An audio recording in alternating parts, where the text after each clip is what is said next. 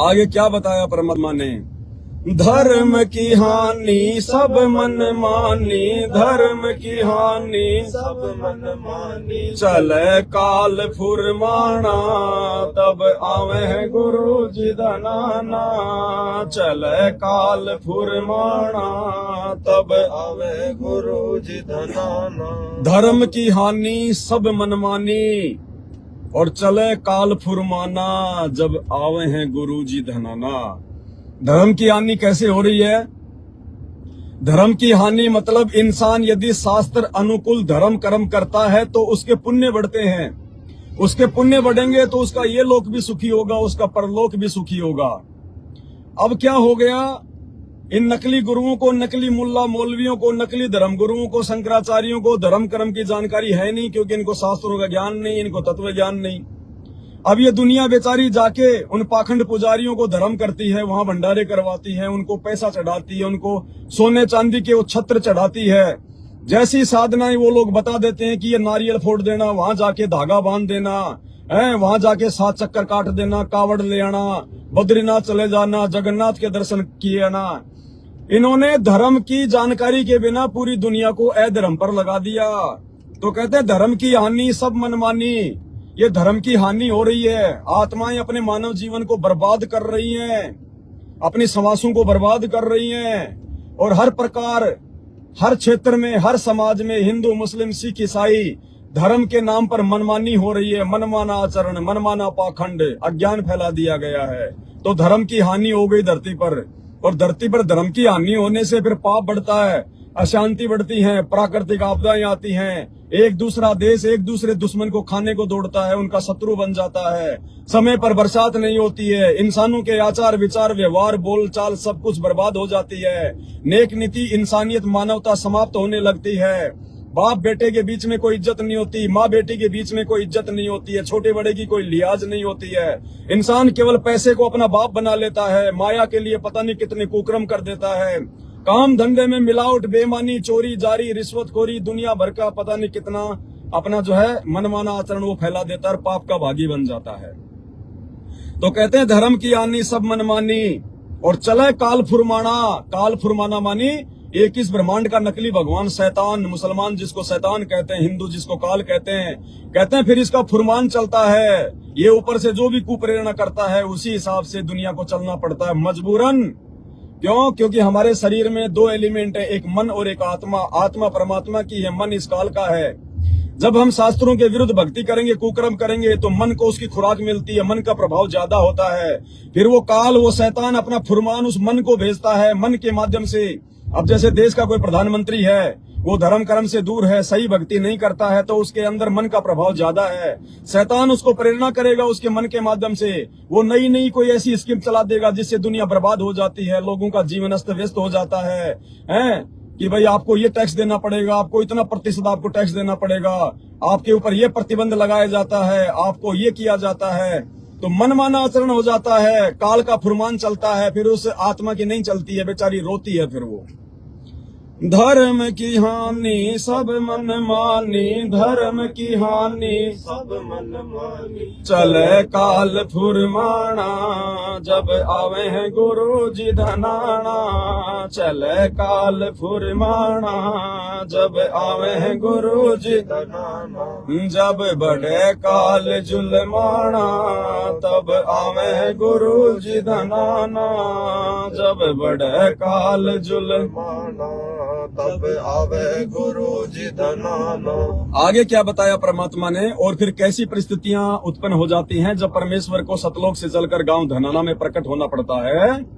कर्म कांड और करते पाखंड, कर्म कांड और करते पाखंड, ये पहन के भगवा बाणा, तब आवे हैं गुरु जी धनाना, ये पहन के भगवा बाणा, तब आवे हैं गुरु जी धनाना, जब बढ़े काल जुलमाना, तब आवे हैं गुरु जी धनाना। क्या कहते हैं, कर्म कांड और करते पाखंड, ये पहन के भगवा वाणा।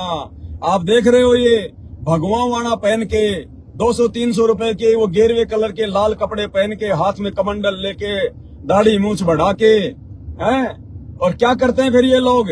ना किसी को कोई अच्छी बात बताते हैं, खुद आपको दिन में तो भीख मांगते हुए नजर आएंगे, घर घर जाके अलख निरंजन दुनिया भर की भीख मांगेंगे, और शाम को आपको दारू के ठेके पे मिलेंगे, मांस मदिरा की दुकान पे मिलेंगे, बकरे की टांग खाते हुए मिलेंगे, हैं? ना लेटरिन के हाथ धोते, लेटरिन कर लिया उठ लिए कहीं भी प्लेटफार्म पे पड़ जाएंगे। क्यों? क्योंकि भगवान की भक्ति नहीं है उनके पास में, जिस कारण भगवान का आशीर्वाद नहीं है।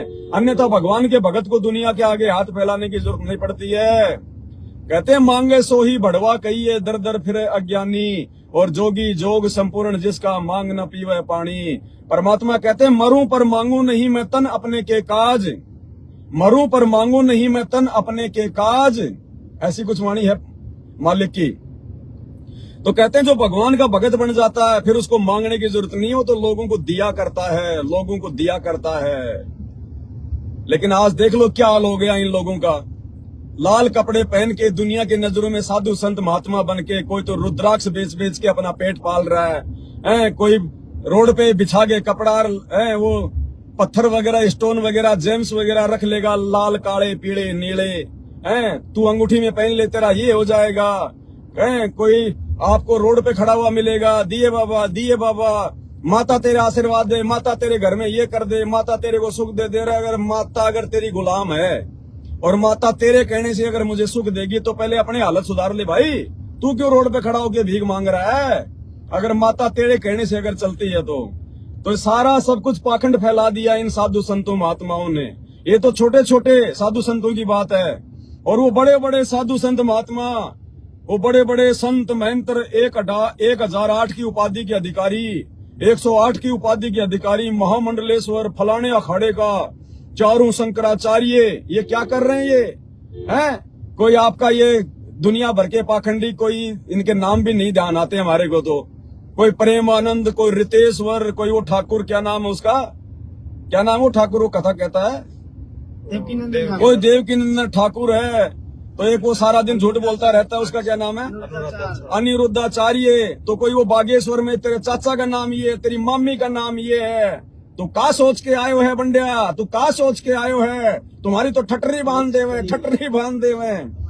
ये दुनिया भर के पाखंडी, इन्होंने ये भगवा बाणा पहन के, धर्म का बाणा पहन के, धर्म की आड़ में परमात्मा की आत्माओं को भटकाना शुरू कर दिया, भरमाना शुरू कर दिया, अपना पेट भरना शुरू कर दिया। आने वाले समय में परमात्मा इनसे चुन चुन के बदला लेगा। आप देख लेना भाई और बहनों, 2028 के बाद इनकी वो हालत हो जाएगी, ये रोड पे खड़े होकर भीख मांगेंगे तो कोई भीख भी नहीं देंगे। क्यों? क्योंकि सब लोग संत रामपाल जी के भगत बन जाएंगे। जितने भी महाविनाश के समय में लोग जो है बचेंगे, वो सब संत रामपाल जी की शरण में आ जाएंगे। और संत रामपाल जी का नियम है कि भिखारी को भीख नहीं देना, खाना खिला दो लेकिन भीख नहीं देना। तो ये जितने भी संत महंत शंकराचार्य मंडलेश्वर, ये कथावाचक है, रोड पे खड़े होके भीख मांगेंगे, इनको कोई भीख भी नसीब नहीं होगी इनको। इन्होंने इतना भ्रमित कर दिया है धर्म कर्म के नाम पे समाज को। तो कहते हैं कर्म कांड और करते पाखंड, ये पहन के भगमा बाणा, जब आवे हैं गुरु जी धनाना। उस समय वो परमात्मा, वो कबीर भगवान, वो दयालु परमात्मा सतगुरु रामपाल जी भगवान धरती पर आते हैं, प्रकट होते हैं, अपनी आत्माओं को धर्म कर्म की सही जानकारी देते हैं, यथार्थ में गीता जी का ज्ञान देते हैं कि बच्चों गीता जी का श्लोक ये कह रहा है, भगवान कौन है, भक्ति क्या है, ब्रह्मा विष्णु महेश कहाँ तक के भगवान है, देवी देवता कहाँ तक के भगवान है, मुसलमानों का अल्लाह कौन है, हिंदुओं का भगवान कौन है, तत्वदर्शी संत कौन है, जिससे नाम उपदेश लिए बिना चाहे लाख जन्म भक्ति कर लो कोई फायदा नहीं है। यथार्थ ज्ञान फिर वो परमात्मा आके देता है। वो इन लाल कपड़े पहन के या पीले कपड़े पहन के या दुनिया भर का आडंबर करके आम जनमानस के सामने जो महात्मा बने बैठे हैं, उनके अज्ञान को, उनके द्वारा बताई गई भक्ति साधना को, उनके मंत्रों को, उनके सत्संगों को दिखा दिखाकर पूरी दुनिया को शास्त्रों से मेल करके बताता है कि बच्चों देखो भगवान कौन है, भक्ति क्या है। और तुम इन भेड़ियों को भेड़ समझ के तुम इनके सामने जाके बैठे हो, तुम इनको अपना गुरु मान के बैठे हो। ये तो काल के दूत हैं, ये तो काल के फुरमान से तुम्हारे को 84 लाख योनियों में गधा कुत्ता बनाने के लिए आए हुए हैं। इनकी खुद की तो दुर्गति होगी, इनके फॉलोवर की भी होगी। तो उन आत्माओं को परमात्मा उन काल पुजारियों के जाल से बाहर निकालता है जो अच्छी आत्मा होती है, जो भगवान के अच्छे बच्चे होते हैं, वो तो उनके सत्संग को सुन के और सारी बातों को देख के, सोच के, समझ के, क्योंकि भगवान ने हमारे को जो बुद्धि दी है ये अन्य जानवरों से उत्तम बुद्धि है। हम लोग किसी की बातें सुनकर विचार कर सकते हैं, सोच विचार कर सकते हैं, चिंतन मनन कर सकते हैं। तो जब सतगुरु आके सभी नकली अज्ञानी पाखंडी गुरुओं की पोल खोलता है, उनके ज्ञान को दिखा दिखा के और शास्त्रों को दिखा दिखा के, तो जो अच्छी आत्मा होती हैं वो तुलना करके कि क्या सही और क्या गलत है, कौन सही कह रहा है और कौन हमारे को उल्टी दिशा दे रहा है, भगवान की पहचान करके उनके शरण में आके अपना उद्धार करवाते हैं, अपना आत्म कल्याण करवाते हैं। तो कहते हैं कर्म कांड और करते पाखंड, ये पहन के भगवा बाणा। दुनिया इनको साधु संत समझ के बेचारी इनके ऊपर जो है न्यौछावर हो जाती है, और ये नालायक धर्म कर्म की ABCD भी नहीं जानते, भक्ति और भगवान की ABCD भी नहीं जानते, परमात्मा का पै नहीं जानते, भक्ति का बै नहीं जानते, और इनको मूर्ख बना दिया जाता है आम जनता को। परमात्मा उन आत्माओं को काल के जाल से निकालता है। फिर क्या होता है आगे, कैसी परिस्थितियां प्रकट होती है। यहाँ से जो लोग उल्टे सीधे कुक्रम करके, उल्टी सीधी भक्ति साधना करके जब काल के हत्थे चढ़ते हैं मरने के बाद, फिर काल उनको तपस्या पे भून भून के खाता है, भून भून के खाता है उनको तपस्या के ऊपर। तपत शिला पे तड़प तड़प के, तपत शिला पे तड़प तड़प के सुन के शोर मचाना, जब आवे गुरु जी धनाना। सुन के शोर मचाना, तब आवे गुरु जी धनाना। जब बड़े काल जुलमाना, तब आवे गुरु जी धनाना। जब बड़े काल जुलमाना, तब आवे गुरु जी धनाना।